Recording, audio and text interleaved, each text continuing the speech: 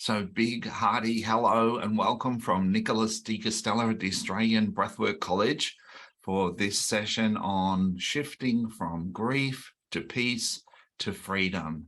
And so today I'm going to be sharing about a heart-centered way of helping people quickly and gently heal grief and turn losses into opportunities for growth with heart-centered healing and with breathwork. So this is specifically designed for coaches and healers and health professionals. And maybe you have some clients who are finding life difficulty after losing. Maybe they're stuck in the past and finding it hard to move on. Maybe they're feeling overwhelmed by the intensity of grief that they're feeling. Maybe they've even lost their passion to live life fully after loss. So over my 30 years of breathwork coaching, I've seen amazing deep healing of grief happen with breathwork. And in that time, I've developed a unique heart-centered approach that I'll be sharing with you today. I want to just mention at the start that this is just the tip of the iceberg. We've got about an hour to just, dive in here and explore some of the areas of heart-centered healing related to grief. Really, there's a whole lot more. And at the end of the session, I'll invite you, if you want to go further, I'll share with you how you can take steps in that direction. So this is, as I said, a coach training session. And so I don't suggest that you use this with others if you're not trained as a coach or a healer or a health professional, but by all means, you can use it on yourself, okay? And also early on, I want to just mention that if you have ongoing issues that you suspect are related to grief, I recommend that you do consult a medical expert as well and just get things properly checked out. So over the 30 years of working in healing and personal growth, I've done, thousands of one-on-one 2-hour deep dive emotional healing sessions, mainly using breath work. And we also run a 3.5-day residential program called Passionately Alive. People have come to that program over the years with all different kinds of losses and loss of loved ones, loss of lifetime partners through cancer, loss of children through asthma attacks and accidents, loss of parents through Alzheimer's, loss of siblings through suicide, loss of pets.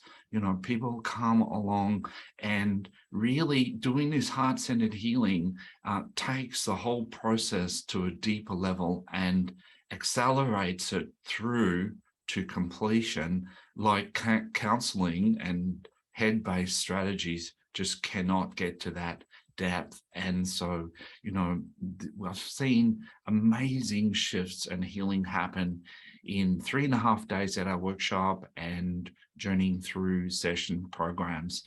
At the end of this program today, I'm also going to share with you what a program might look like if you wanted to specialize in working with people that are experiencing grief. So I'm going to map out a 9-10 session program that you could use. So, the intensity of the grief that we feel is often proportional to the love that we feel for the deceased, right? So grief, it's easy to think of grief as a bad thing, but really there's so much love woven into our grief.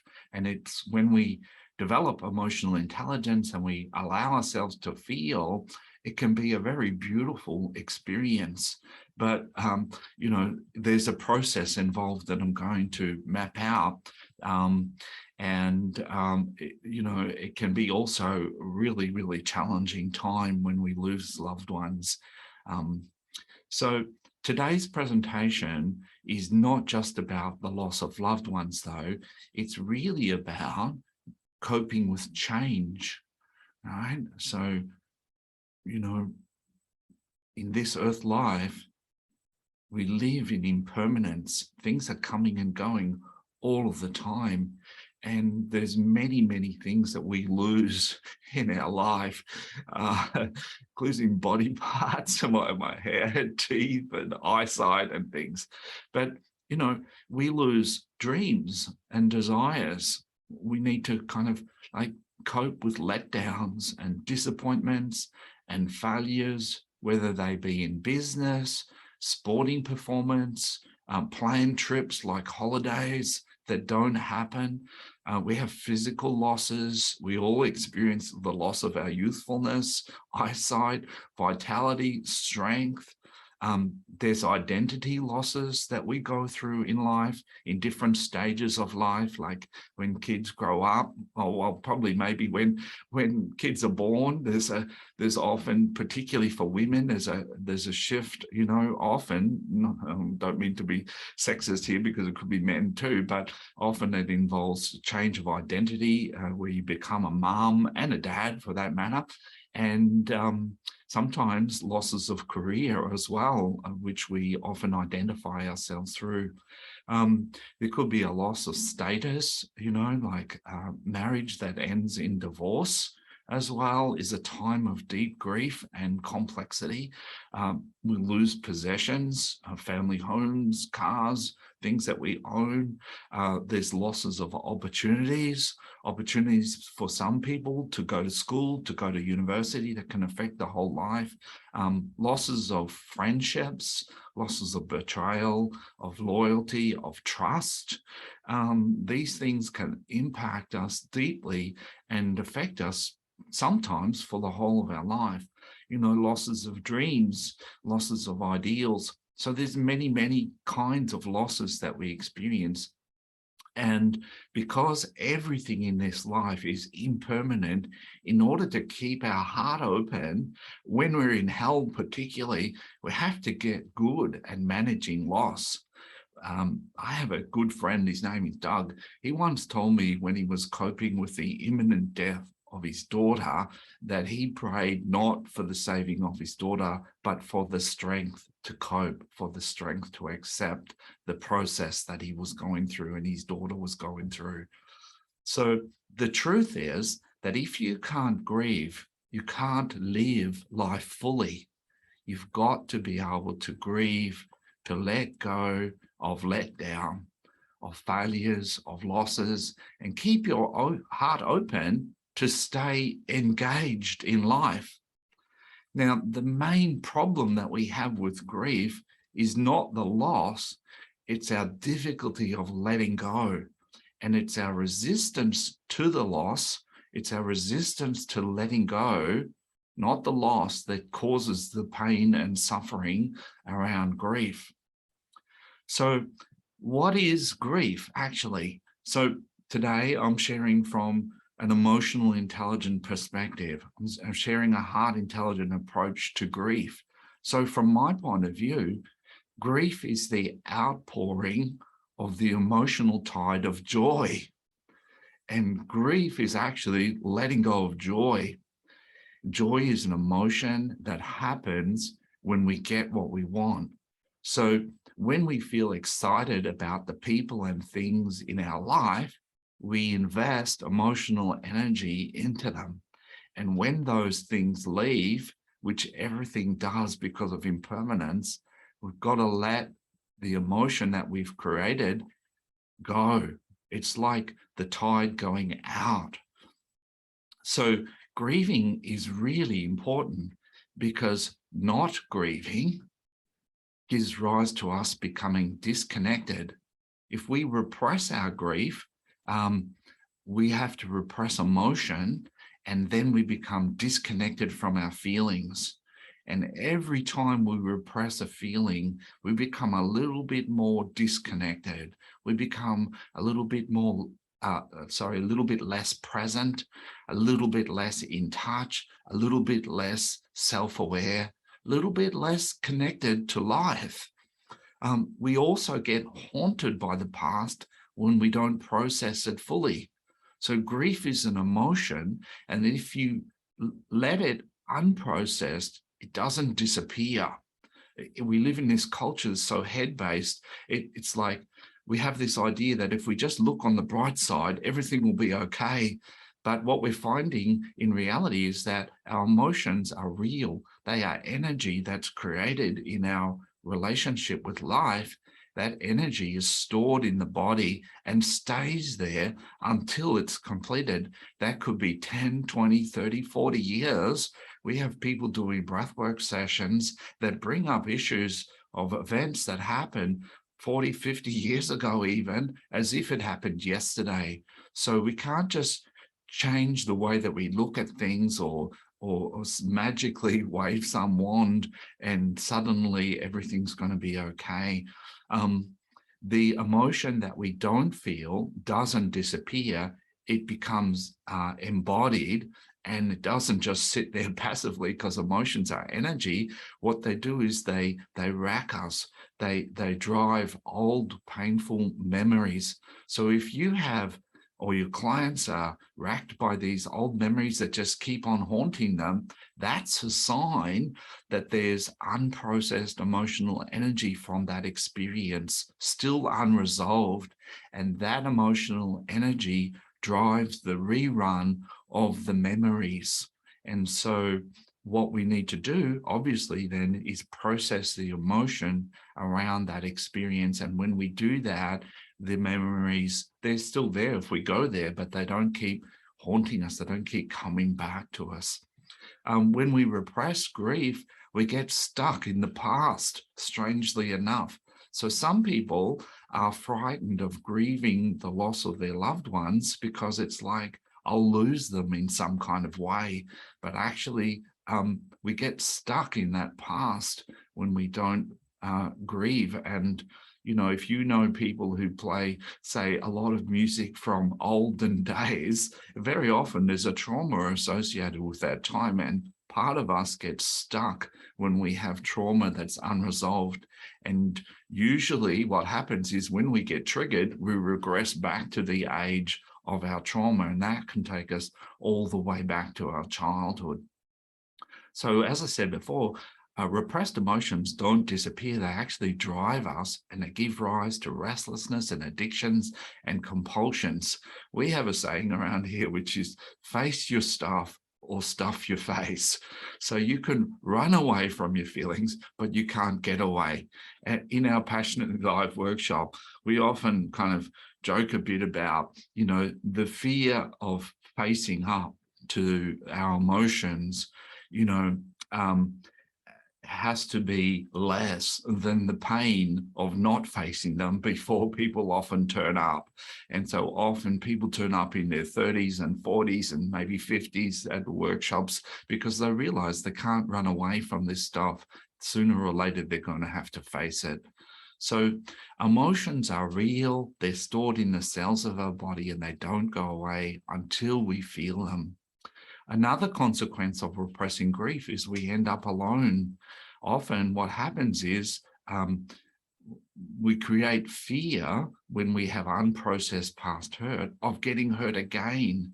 And so if you've lost, or your clients have lost loved ones, then often what we'll do is we avoid letting people get close to us, and we stay separate, and thereby we miss out on the opportunity of connecting deeply and having fulfilling, loving relationships. Sometimes when a child dies, the parents emotionally die with them. And when that happens, it's like, it's too painful for the parents to be here with the loss of their child. And so a part of the parent disappears out of their life as well. And when that happens, the other siblings in the family don't just lose their sibling, they also lose a parent as well. So what we need to remember is that we can't hold on to love. And as I'm going to talk a bit more in a moment, when we grieve, we actually reconnect to that love that we have that never really changes. If you don't grieve, then you can't live life fully, as I said. If you don't grieve your losses, we become often risk averse. So we close down and we cocoon ourselves, and we lose that adventurous spirit. We try to protect ourselves from getting hurt, and then we live, half a life.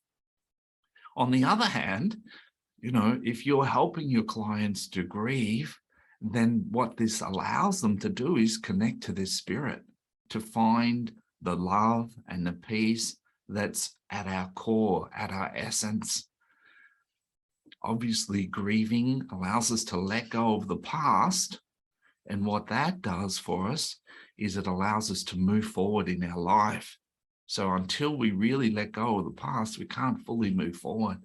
So you can help your clients to move forward by grieving the losses and the disappointments and the letdowns and the failures. Grieving allows us to keep our heart open. That allows us to stay youthful and full of vigor, to stay present and connected to ourselves and our loved ones, and to stay open to life. So being able to grieve allows us to be resilient. It allows us to bounce back after we have setbacks and failures and disappointments and have another go. So if it's so great and valuable, why do people not grieve? And I believe in basic goodness, and that means that there's always a good reason for everything. So what's the good reasons why your clients might not have grieved a loss? So some of the common reasons is because they go into shock, they get frozen and overwhelmed. So often the first response to dramatic loss is that we're stunned. We get frozen. We don't understand. We can't comprehend it. It's like, at a scene of an accident, people go into shock. They go on robot mode. They just go into functional mode, and their feelings get pushed to the side.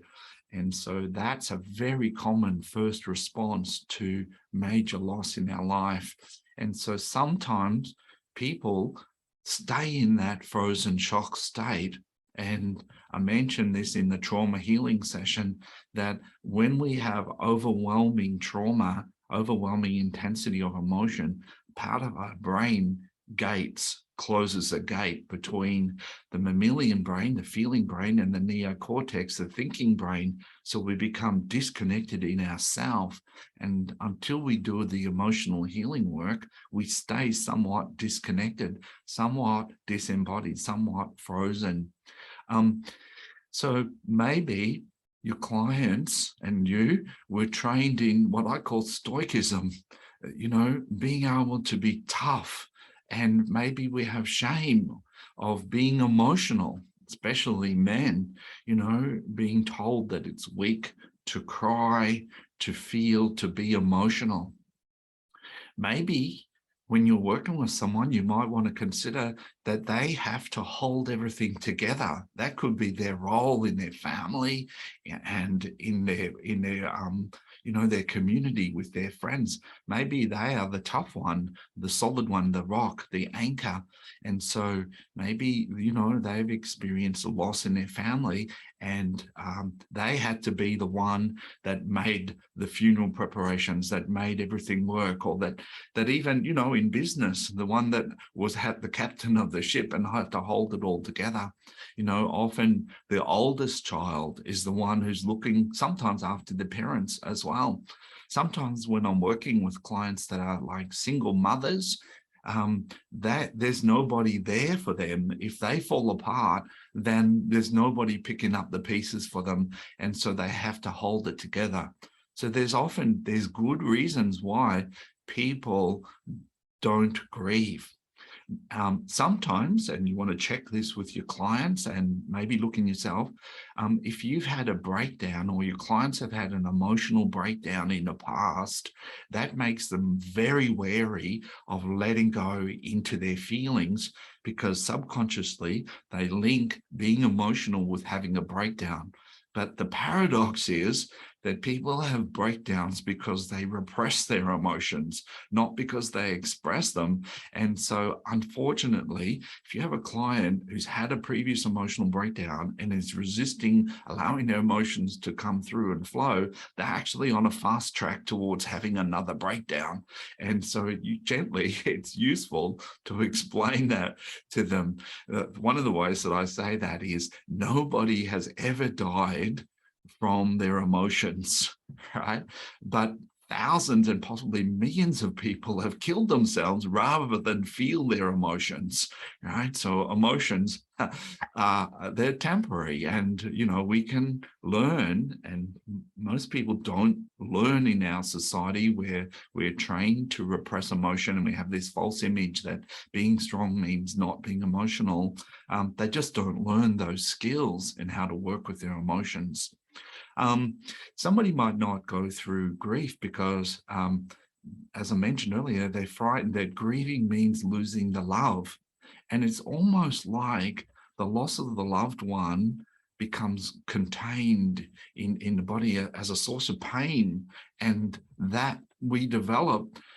Sometimes we can develop that relationship to the pain as if that's the person that's passed on.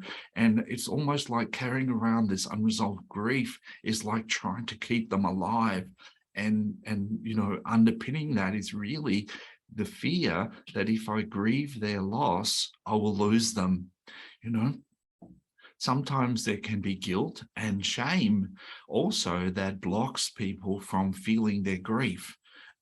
The studies show that people who leave a marriage take longer to get over it than the people that are left, because the people that leave a marriage often have to deal with a lot of guilt and shame, which is I'm bad or wrong. And when we make ourselves bad or wrong, we contract, and that blocks the healing process from being able to unfold. So, there's lots of gifts in loss, right, that are worth being aware of. And if you're working with people going through grief, at the right time, which is usually later in the process, which I'm going to talk about in a second, we can draw their attention to some of the gifts in the loss. One of the big gifts in grief is that it cracks us wide open to life and to love. That is, if we let it, right? And so, often we kind of like get battered by life, and we build little armoring around our heart, and we weather stuff. But sometimes, with the loss of, say, a pet, that you really connected with, it's an outpouring of sadness at the start, but then there's a lot of love for that animal that opens you right up to life.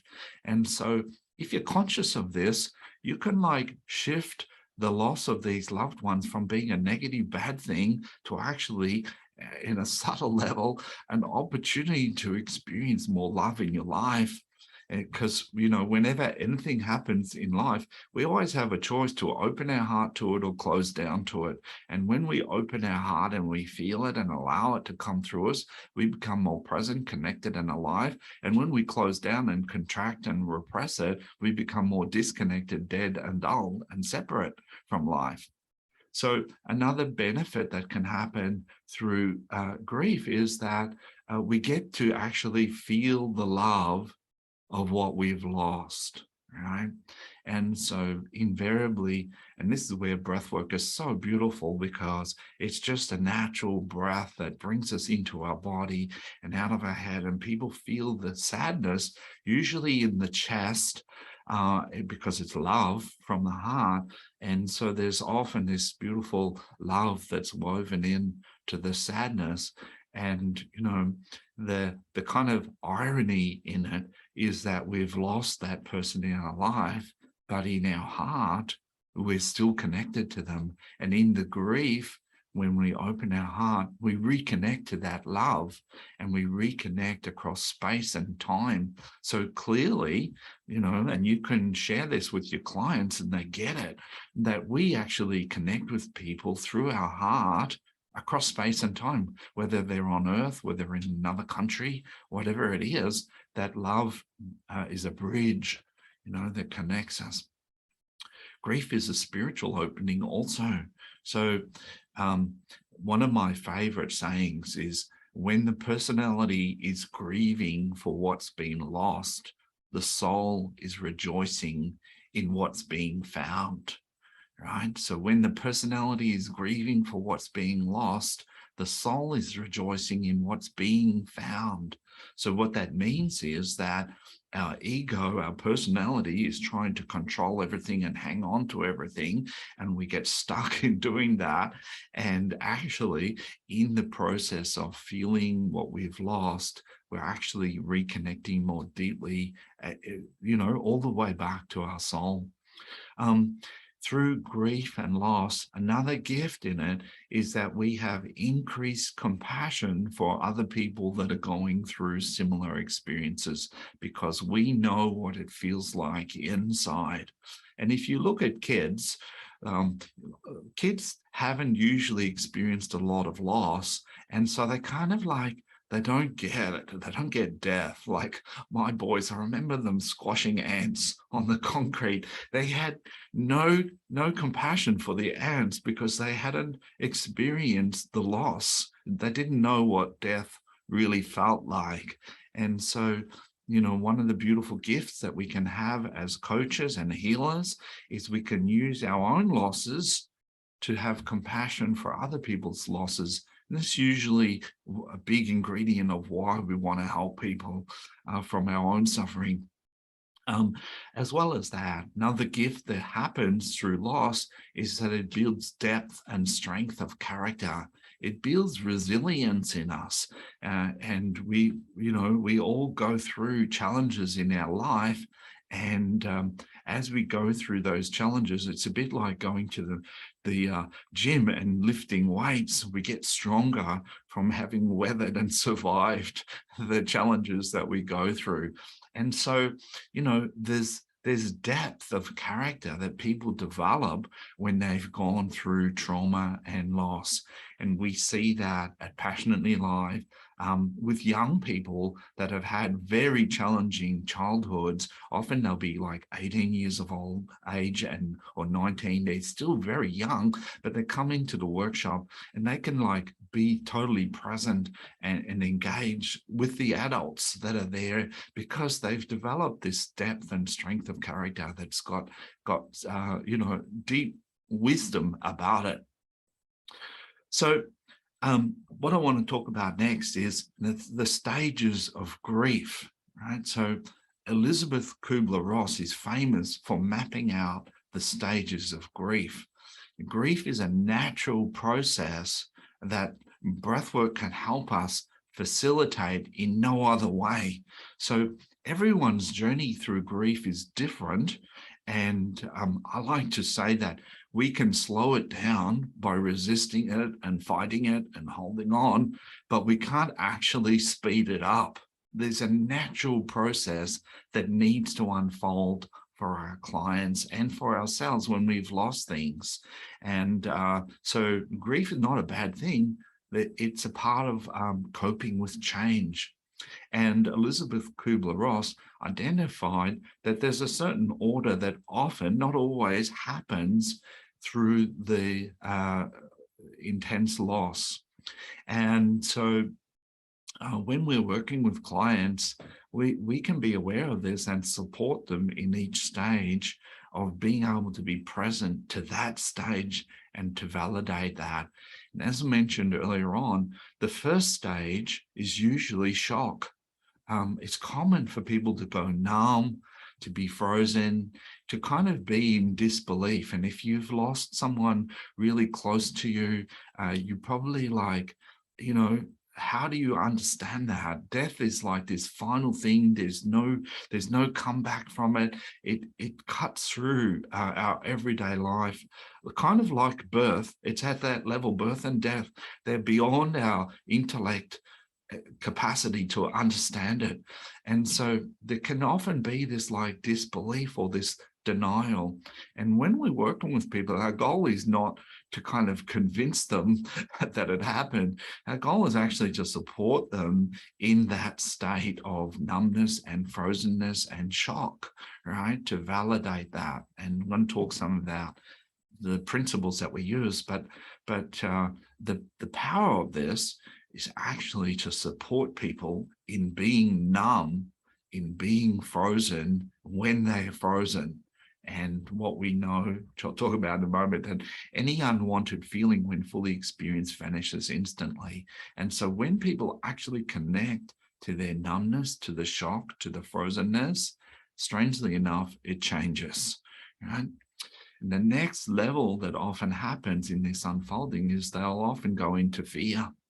And in some ways, numb and frozen is a kind of fear, but this kind of fear is a bit more palpable. And if you think about it, their whole world has changed.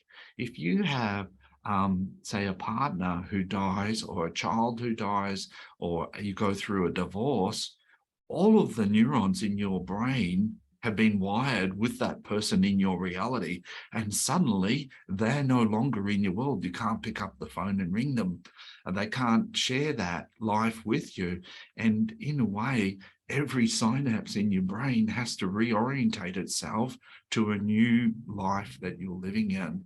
So people can often, in this state of fear, be going, how am I going to be able to cope without that person in my life, or without that thing in my life? Sometimes they'll feel powerless, powerless to change this. It's happened, to feel out of control.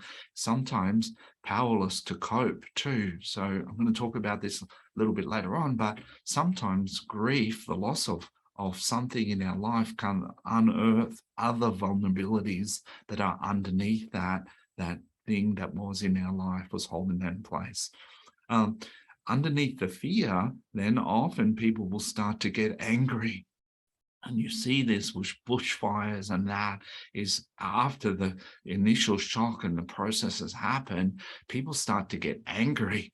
And, if we kind of don't have a good handle on our anger, we might be trying to convince somebody that there's no point in being angry. But in fact, anger is a part of the natural process of grief. And so we need to actually support people in being angry. And we know that when we repress a feeling, it actually just drags it out. It doesn't accelerate the process. And so we actually work positively with people, helping them to get angry about what's happened, about wherever that anger happens to be channeled, So it could be that they're angry that it happened, could be angry at a medical establishment, they could be angry at God, they could be angry at themselves. You might hear a lot of should haves here. I'm angry at myself because I should have known better, or I should have done more, or I should have been kinder. And that all that stuff is not necessarily logical. It's actually just emotional, and we need to give space for that to happen. And as we work through anger, and as your clients can get through their anger by expressing it, they naturally come to forgiveness, right? That's the process of finding true forgiveness, allowing the feelings to unfold. And in many ways, these stages of grief is a process of forgiveness. Under the anger then is the sadness at the loss. So now we're starting to get down to really down near the core. Sadness is a natural emotion with a lot of love in it, as I said. And it's also, it's that flowing out of the tide of joy. When somebody is in our life, we fill up, we have lots of emotion associated with our relationship with them. And then when they go, there's a natural outpouring of that emotion that needs to be released. So grieving the sadness brings us back into connection with the one who passed. And that, as I said before, happens across space and time organically and naturally. And again, breathwork is this beautiful heart-centered process, that this process that I'm walking through actually will happen in its own accord. Eventually, under the sadness, our clients, we will find peace, right? Having processed the emotions, we naturally come into a state of peace. We don't have to try and make it happen. We don't have to find peace. We need to just allow the process and trust the process as it unfolds. And this is one of the principles in our heart-centered healing, is that we trust in the basic goodness of life and that natural tendency towards peace and happiness and wholeness that happens when we're present and connect and we let go of control. So at this point, at the point of peace, we'll often, and our clients will often find understanding and acceptance and gratitude for the good times that they shared with that pet, with that person, with that thing, how it came into their life and helped them to journey through in their life. Now, this is right near the end, right? We're looking for understanding and acceptance and celebrating the presence of that person or thing in our life at the end. If you do it at the start, you're actually kind of short-circuiting the emotional healing process. They're kind of like trying to be positive, and that's like not healthy because you don't get to process the whole process, right? And if you do it organically and let this process unfold like this, then naturally towards the end of the process, your client and yourself will start to feel more natural gratitude for the gift of whatever it was that was present in your or your client's life. The last phase in the grief process then is moving forward, right? And so this is a time to re-envision life ahead, maybe to work with your clients or for you to set new goals. But obviously, early on, this is the last thing anyone wants to think about when they're going through grief. They can't think about the future because there's so much, loss that's present right now. And so we need to leave this right to the end of the process. And that, again, will happen naturally as we work through the experience that we've gone through and our clients have gone through. So some of the principles in our heart-centered healing with core clearing breath work that we use is that grief primarily sits in the chest as a heaviness or a weight. So when people are doing breath work and they're breathing and connecting to their body, they'll often start off by feeling this heaviness, sometimes a tightness across the chest, because the chest is where the heart is, and we know that the heart is connected to love. That's a sign that there's probably some grief sitting there, and you don't have to do much, but you might be just aware at that point that, they probably going to have a cry. There's probably some grief coming up. The breath facilitates the flow of healing. Now, the beautiful thing about our breath is that it brings us in the present. It creates energy when we breathe, and it creates flow. So when we use the breath, when people are grieving, it helps them to flow the emotions through their body and process it with more ease and grace. So the origins of the word facilitate means to make easy. And so we use the breath in a very gentle way to allow that process of grief to flow through with the least amount of resistance. As I mentioned earlier, we trust in the basic goodness of life. And so constantly when we're journeying through anything, but certainly intense emotions, we're always journeying into mystery.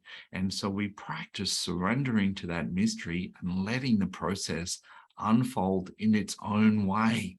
Right. So we constantly, as a coach, a healer, if we stay in relationship to the moment and to our client, we're constantly in mystery. We're constantly in curiosity and exploration of just almost being an observer of what's happening next. And we do our best not to anticipate that. The principle that we're using all the time through this is that the healing is in the feeling. And people will often try to rationalize grief. They try to understand it, deny it, fix it, but actually it's still there until we feel it. And I often think of this feeling healing process as like when you put an aspirin in water, it bubbles up and it dissolves. It just dissolves into the water. And so emotions are like that in our body. They stay in our body until we feel them. And that, 10, 20, 30, 40, 50 years can be there. That emotional energy is not integrated. That circuit that was initiated is not completed until we feel the emotional energy and we process it through in our body. You can't do it in your head. And another principle that we work with is that, I mentioned this before, you can't slow it down. Sorry, you can slow it down, but you can't speed it up, right?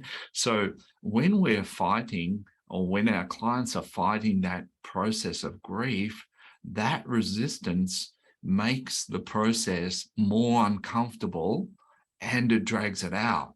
And ironically, the people who do this usually are the ones who don't like being emotional. And so, ironically, they actually make the process of being emotional more uncomfortable and longer to get through. And so, as a coach or a healer, part of our role is to help them to trust and surrender and let themselves feel the feelings so that they can actually move through it with less trauma and move through it more swiftly. We want to make the distinction between empathy and sympathy. Empathy comes from the Latin em, meaning with, pathos. So with feeling. Sympathy comes from symmetry, which means to mirror the feeling. So when we're in our head, we'll often start mirroring and imagining what it would be like to be in our client's position. That is a big mistake because everybody's experience is different. And it actually takes you out of relationship with your client. And so rather than going into sympathy, which is like getting into their victim boat with them, is you want to stay in empathy, which means that you're feeling with them, not necessarily feeling the same as them, because sometimes when you're present with somebody that's really grieving deeply and surrendering to that, there's a sense of elation about being present to that. There's a sense of being blessed as a breathwork practitioner. And so your emotion is very different to theirs. But when you're present and connected to them, you're actually in relationship with them. And your presence actually helps the process to flow, because if you're feeling them, they can feel you feeling them, and that makes them safe and allows them to surrender to the process that's happening for them. We want to keep the process embodied as much as you can. So you keep them in touch with their body, you keep them out of the drama.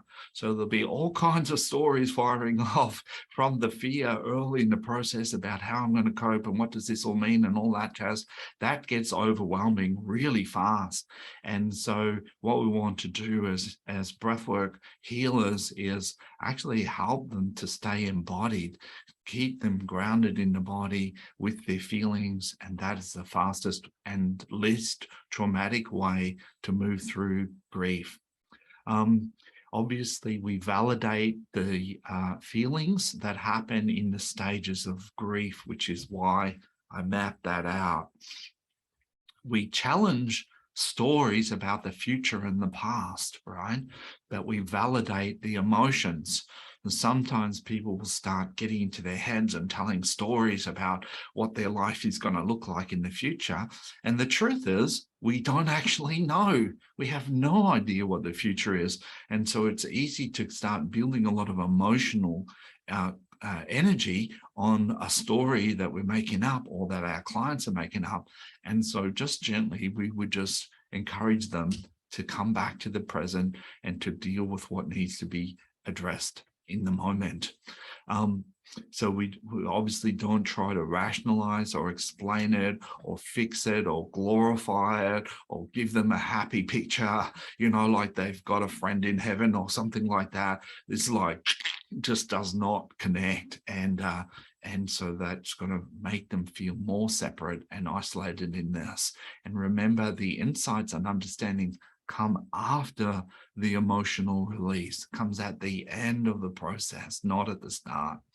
And I mentioned this briefly, but sometimes grief, the losses, can reveal deeper underlying issues for a person.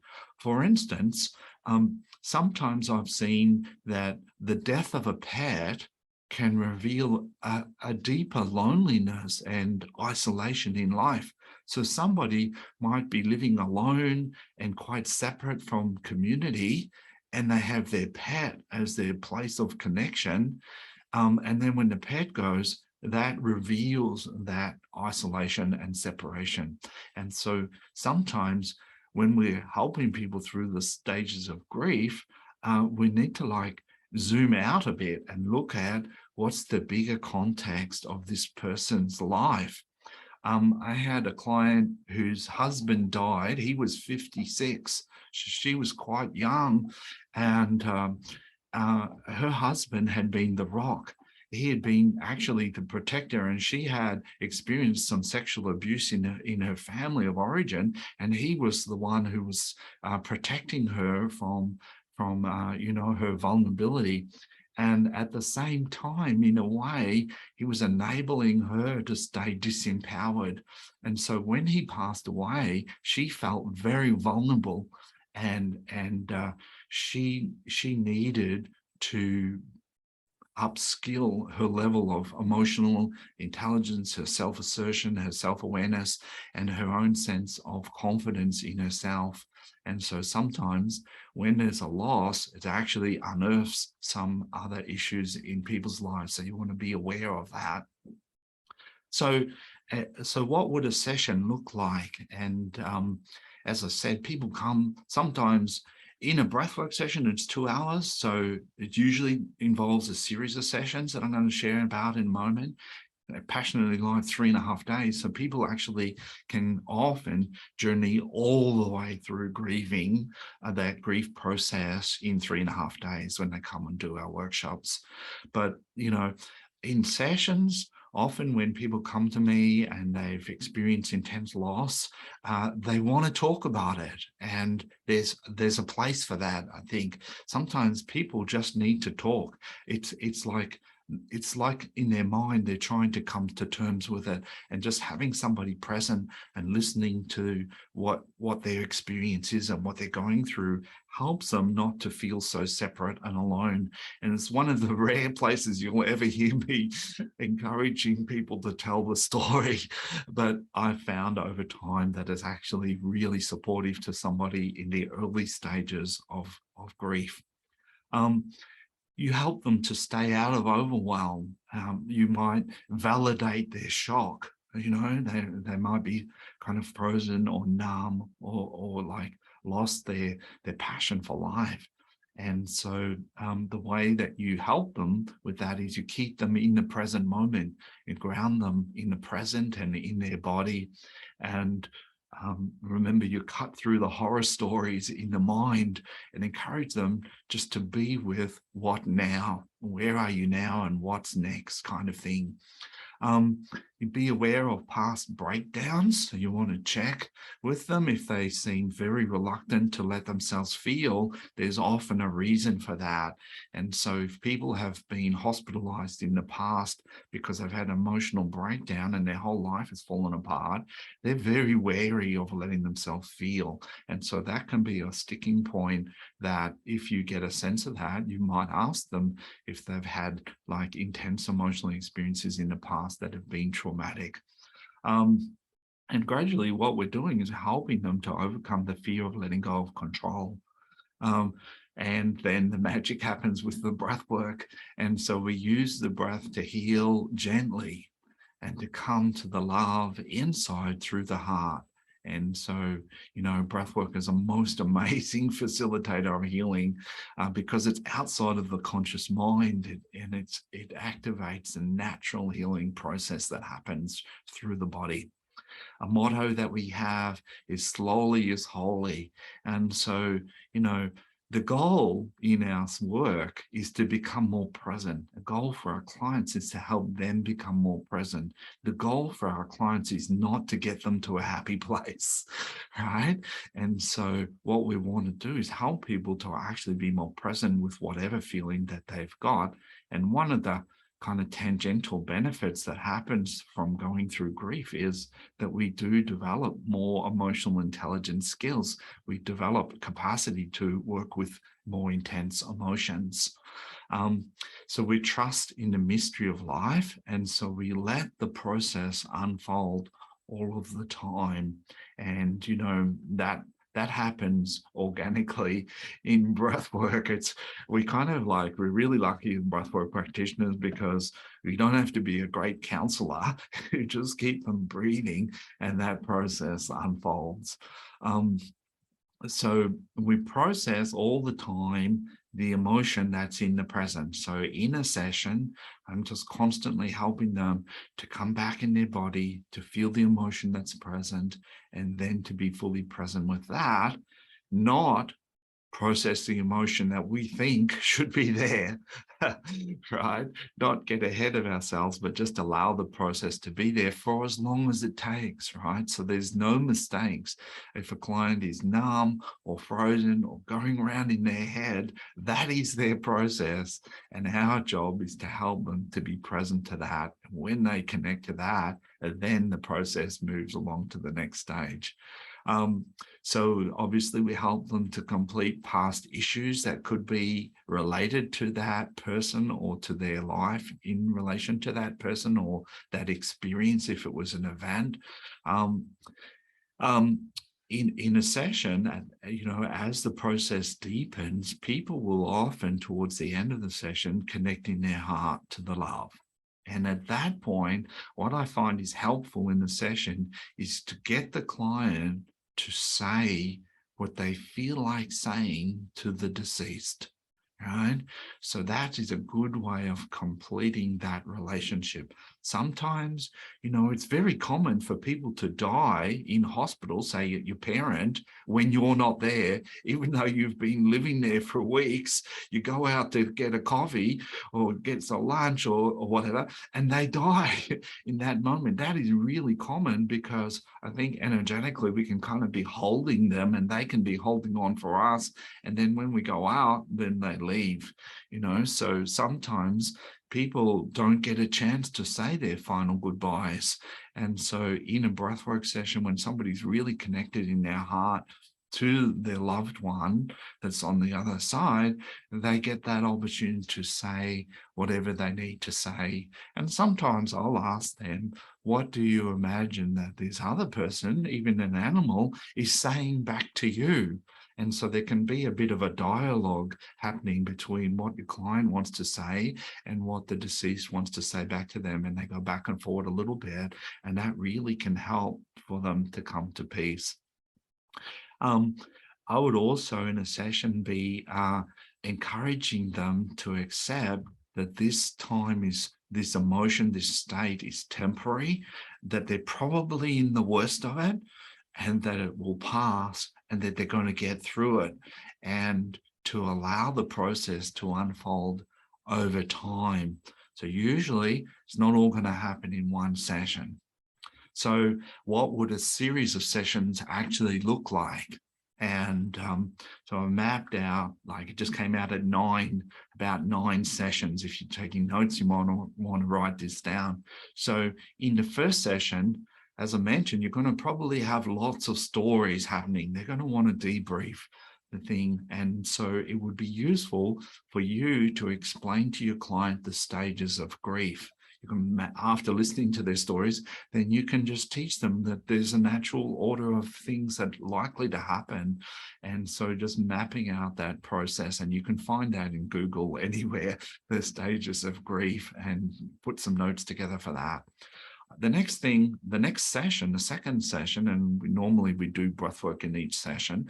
In the second session, I would be mapping out the mind, body, emotion, spirit connection for them, so that they start to get some handles on the whole process and how it interrelates, and they kind of get a little bit of a roadmap, and in a way of helping them to have confidence that they can manage this experience. In the third session, you might be helping them to develop some healthy coping skills, right? So I would be teaching them that emotions are energy, that they're temporary, that there's an order of emotions, and that, the healing is in the feeling. So they're kind of like starting to get some handle on the emotional reality of their experience, when we've all grown up in a society that teaches us that our emotions are not real. It's probably in the fourth session, I'd be teaching them some healthy anger skills, right? So in the first few sessions, most people are still learning to work with their emotions. And so they're very timid of working with anger, because it's such a powerful and often experienced as a destructive emotion. But actually, it's an essential emotion that we have to master if we want to live our life fully and be able to process what happens. And so after we've built a relationship with them for the first few sessions, then I would be doing some conscious anger work with them, and maybe process some resentment that they've been carrying around this experience. And they could be, they could be angry at themselves, they could be angry at the loss, angry at their partner even. And so helping them to work through that anger really helps them to not only resolve the issue, strangely enough, but actually become more empowered in themselves. In the next session, number 5, you might do a forgiveness exercise. So there could be issues that you were working with in their anger piece that actually they need to work through and forgive. And now they're kind of processing through this journey. And number 6, I've got here, cultivate gratitude for the good times. So after they've grieved the loss of their partner, then maybe the clouds are starting to part, and there's more space here to acknowledge all the blessings that they were so lucky to share their life with this person or animal, or have this experience, what the opportunities were in that. And you might, encourage them to create an altar, to frame a photo maybe. If it's a pet, particularly, maybe light a candle there, maybe connect, meditate with them, and connect, in the heart. Number 7, then, maybe you're aware of deeper issues that have become unearthed that I mentioned before. And so you might do some sessions on self-confidence, finding voice, learning to self-regulate, self-assertion pieces, things like that. Maybe, helping them to become more functional in their life for this area that whatever that thing that's passed on was holding them in a way, in a holding pattern. So it was the lady that had the husband that was protecting her, in a way, maybe he needed to leave so that she could step up and actually claim more of her own power in this life. And then number 8, explore the gifts. What is life calling forth here, right? Maybe the grief was there to awaken, to grow spiritually. What's the gift in this whole process that our clients can gain from this? And then the 9th session, the last session, would be about rediscovering the beauty and magic of life, right? So this would be a time when I'd be working with them to re-envisage their new future, set some goals. What would they like to do? How can they move forward in their life with a new life, So that's my mapping out of a 9-session program, and it might end up at 5 sessions or 10 sessions. Doesn't really matter, because the process is organic, and that's the kind of order that I've found works well for them. So that concludes this presentation. What I would like now from you is two things. One is, what's your big takeaway from this? So in order to get that, you need to just take a breath in and step back a little. And what is it that really struck home for you in this session? Maybe something that you already knew and it just reinforced it. Maybe a different way of looking at things, a new insight or understanding. It's the first thing I'd love. And then the second thing I'd love is, if you've enjoyed this presentation and found it valuable, I would really appreciate it if you'd leave me a 5-star review in the chat, and I can download that and then encourage other people to come and have a listen to this session and benefit from it like you have also. So let me just open up the chat.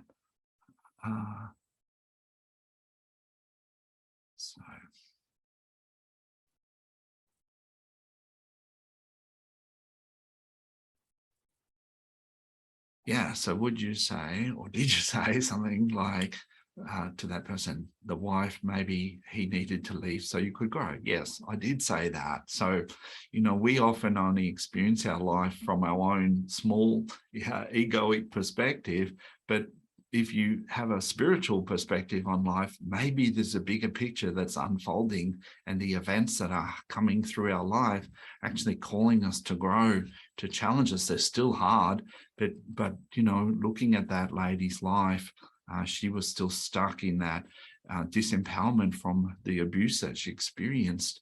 And actually her husband moving on, maybe that was part of her spiritual growth, so that she was ready to go to the next level of really claiming her place and empowering her life. Susie put the book in there, which is great. Thanks for putting the reminder in there. If you want, Susan's written a fabulous book about grieving the loss of your pet. And one of the most common things people say about the book is, oh, this would be great for people as well. The principles apply equally.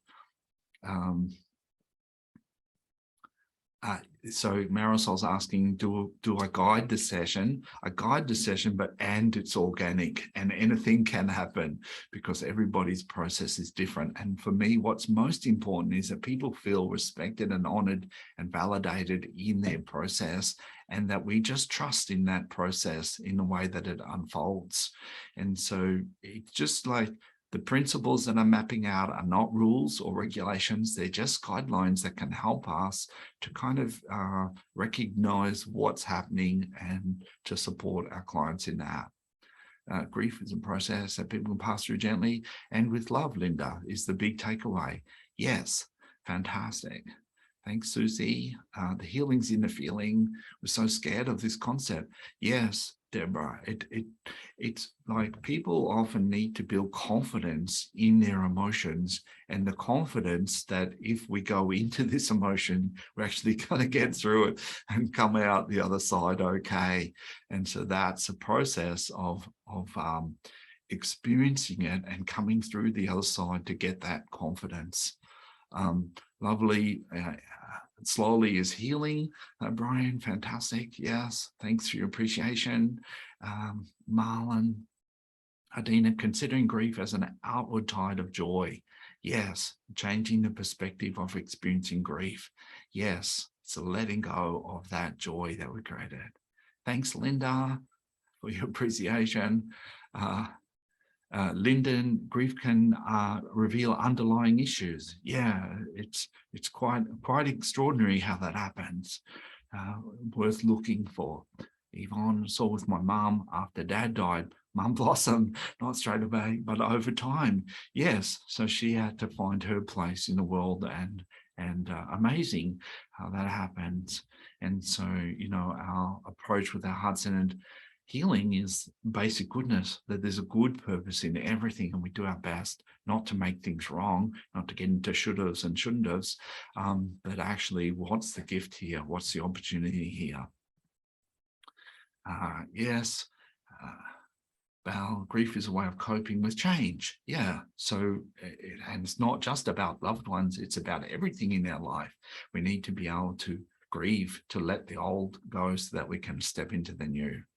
Fantastic. Thanks for your appreciation. Not grieving, we become disconnected. Yes.